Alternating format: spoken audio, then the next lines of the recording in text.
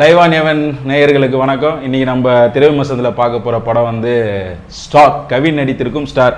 இந்த படத்தில் பார்த்தீங்கன்னா கவின், லால், அப்புறம் 2 ஹீரோயின் அதித்தி பூவங்கர், பிரிட்டி முகுந்தன், அப்புறம் வந்து கீதா, லொல்லு சபா மாறன், மற்றவங்களாம் நடிச்சிருக்காங்க. படத்தோட கதை என்னன்னா, ஒரு ஹீரோ ஆகணும், தமிழ் சினிமாவில் பெரிய ஹீரோ ஆகணும்னு சின்ன வயசுலேருந்து ஆசைப்படுற கவின் பிற்காலத்தில் பெரிய ஸ்டார் ஆனாரா இல்லையா அப்படின்றது தான் இந்த படத்தோட கதை. படத்தோட இயக்குனர் யாருன்னு பார்த்தீங்கன்னா பியார் பிரேமா காதல் ஹரிஷ் கல்யாணை வச்சு 2018 மிகப்பெரிய ஹிட்டு கொடுத்த ஹேலன் தான் இந்த படத்தோட இயக்குனர். அதனாலேயே இந்த படத்துக்கு ஒரு பெரிய ஹைப் இருந்தது. இந்த படத்தோட ப்ளஸ்ன்னு என்னன்னு பார்த்தீங்கன்னா, முக்கியமாக நம்ம கவினை சொல்லலாம், கவினோட ஆக்டிங் சொல்லலாம். அதுவும் முக்கியமாக அந்த கண்ணாடி முன்னாடி அவர் பண்ணுற அந்த பெர்ஃபார்மன்ஸு, அதுக்கப்புறம் வந்து லாஸ்ட் 20 நிமிஷம், அது ஒரே ஷாட் 20 நிமிஷமும் ஒரு ஹாஸ்பிட்டல் நடக்கிற ஷாட்டு, அதில் கவினோட பர்ஃபார்மன்ஸை சொல்லவே தேவையில்லை, செம்மையாக பண்ணியிருந்தா போல். படத்தில் இன்னொரு ப்ளஸ் யாருன்னு பார்த்தீங்கன்னா யுவன் சங்கர் ராஜா தான். ரொம்ப நாளாகவே யுவன் ஃபேன்ஸ்லாம் வந்து எங்கள் பழைய யுவன் திரும்ப வேணுன்ற மாதிரி கேட்டிருந்தாங்க. அது வந்து இந்த படத்தில் அவங்களுக்கு கிடச்சிருக்குன்னு சொல்லலாம். அதுவும் அவரோட ஒரு பழைய பாடலை வந்து இந்த படத்தில் வந்து ஃபுல்லாகவே யூஸ் பண்ணியிருக்காங்க.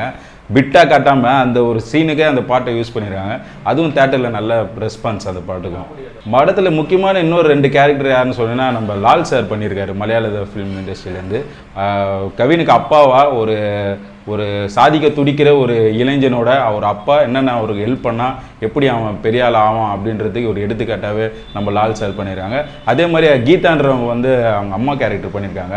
ஒரு யதார்த்தமான நடிப்பை கொடுத்து எல்லாரும் மனசையும் கவர்ந்துருக்காங்க. படத்தில் 2 ஹீரோயின், ஃபர்ஸ்ட் ஹாஃப் வந்து ஒரு ஹீரோயினும், செகண்ட் ஹாஃப் வந்து இன்னொரு ஹீரோயினும் போகிற மாதிரி படம் பண்ணியிருக்காங்க. ஃபர்ஸ்ட் ஹாஃப் ஹீரோயின் வந்து கொஞ்சம் அந்த காட்சிகள்லாம் வந்து செயற்கைத்தனமாக இருந்தாலும், செகண்ட் ஹாஃப் ஹீரோயின் வந்து நல்லாவே பண்ணியிருக்காங்க கவினோட சேர்ந்து. படத்தில் நெகட்டிவ்னு பார்த்தீங்கன்னா, செகண்ட் ஹாஃபுக்கு மேலே வர சில காட்சிகள் வந்து ரொம்ப லென்த்தாக போகிற மாதிரி இருக்குது. கதையை விட்டு அது தனியாக ஏதோ ஒரு ட்ராக்கில் போகிற மாதிரி இருக்குது. லைஃபு, கவினுக்கும் அவங்க ஒய்ஃபுக்கும் நடக்கிற அந்த விஷயங்கள்லாம் வந்து இவங்க கதையை விட்டுட்டு வேறு எங்கேயோ போகிற மாதிரி இருந்தது. ஆனால் கடைசியில் அந்த 20 நிமிஷம் வந்து ஆடியன்ஸை வந்து உட்கார வச்சிடாரு. அதுவும் அந்த கிளைமேக்ஸ் ட்விஸ்டெல்லாம் உண்மையிலே ஏலன் வந்து சூப்பராக பண்ணியிருக்கா போல்.